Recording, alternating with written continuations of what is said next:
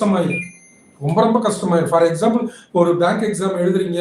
நீங்க வந்து பாஸ் ஆயிட்டீங்க. பேங்கிங் எக்ஸாம்ல வந்து பாஸ் ஆகி நம்மளுக்கு வந்து தமிழ்நாட்டுல வேலை கிடைக்கல.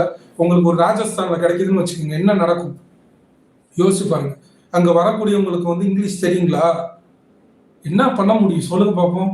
தமிழ வச்சுக்கிட்டு நம்மளால ஓட்ட முடியுமா? ஒண்ணுமே பண்ண முடியாது.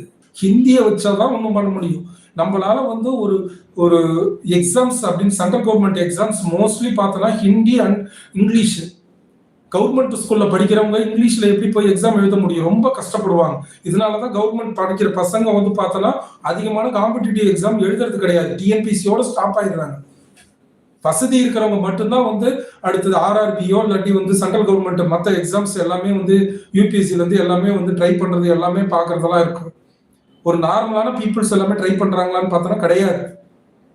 யூபிஎஸ்சி இது வரைக்கும் கலெக்டர் நம்ம தமிழ்